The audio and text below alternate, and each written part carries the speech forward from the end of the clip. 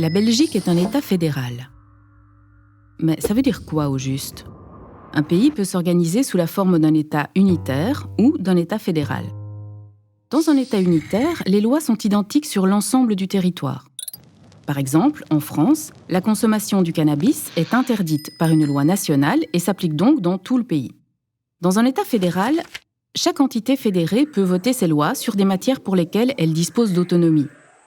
Par exemple, aux États-Unis, certains États fédérés, comme la Californie, autorisent la consommation récréative de cannabis, alors que d'autres, comme le Texas, l'interdisent.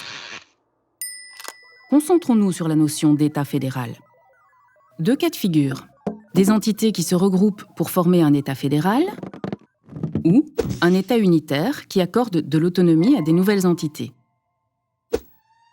Les États-Unis d'Amérique se sont construits à partir de 13 colonies qui ont choisi de s'unir contre l'Angleterre à laquelle elles appartenaient. Après la guerre d'indépendance, ces colonies ont donc décidé de créer un État fédéral, de lui attribuer certaines compétences et de laisser le reste aux États fédérés.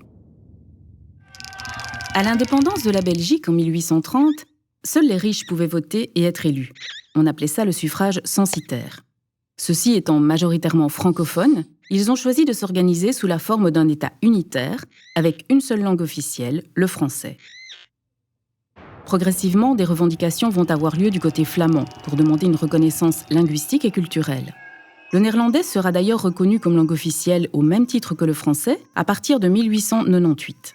Il faudra cependant attendre 1967 pour que la Constitution soit entièrement traduite et qu'il y ait équivalence des textes français et néerlandais. Petit à petit, ces revendications vont porter sur une demande d'autonomie culturelle plus importante de la part des Flamands.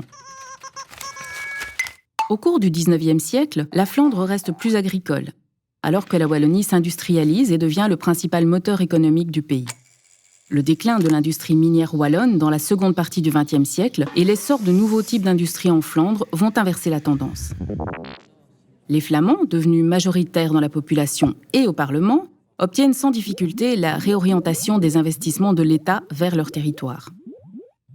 Ceci pousse les Wallons à demander plus d'autonomie économique afin de tenter de remédier à leur déclin industriel. Cette double demande d'autonomie culturelle et économique va mener à la construction progressive du fédéralisme belge.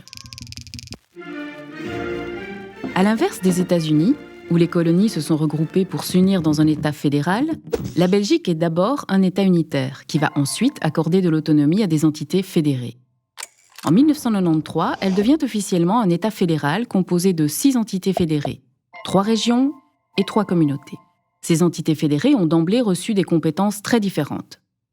La langue et la culture pour les communautés, l'économie et un ensemble de domaines comme l'aménagement du territoire, les richesses naturelles, les travaux publics pour les régions. Les premières avaient pour base les personnes, les secondes des territoires. Le fédéralisme belge est relativement complexe. Il a fallu tenir compte d'une part que Bruxelles était une ville bilingue majoritairement francophone en territoire flamand et que d'autre part la Wallonie comptait quelques communes germanophones. En effet, la communauté française exerce ses compétences sur le territoire de la région de Bruxelles-Capitale et sur celui de la région wallonne, à l'exception des communes germanophones. La communauté flamande exerce ses siennes sur la région flamande et sur la région de Bruxelles-Capitale.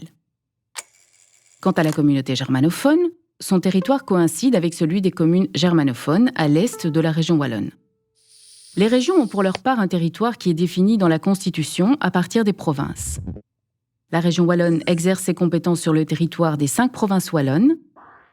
La région flamande correspond aux 5 provinces flamandes. Quant à la région de Bruxelles-Capitale, elle regroupe les 19 communes bruxelloises. La structure fédérale belge présente des avantages et des inconvénients. Elle permet notamment à chaque communauté linguistique d'organiser son enseignement en toute autonomie.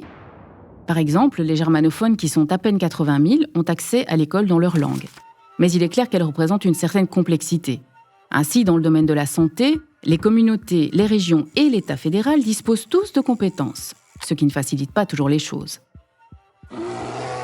Autre exemple, les 3 régions et l'État fédéral ont tous un ministre compétent en matière d'environnement. Ça peut conduire à certains blocages, comme lors de la COP24, où la Belgique n'a pas pu rejoindre un groupe de pays se voulant à la pointe de l'ambition climatique, malgré le feu vert du fédéral, de la Wallonie et des Bruxelles, parce que la Flandre s'y était opposée. La Belgique est passée en moins de 200 ans, de manière relativement pacifique, d'un État unitaire à un État fédéral. Le fédéralisme reste un moyen plutôt pas mal pour faire coexister des aspirations souvent différentes des Flamands, des Wallons, des germanophones, qui sont aussi des Wallons, et des Bruxellois, qui peuvent être francophones ou néerlandophones. Vous auriez préféré qu'on règle ça par une guerre civile ? Mais est-ce que ça ne vaudrait pas la peine de s'interroger sur l'avenir du fédéralisme à la belge ?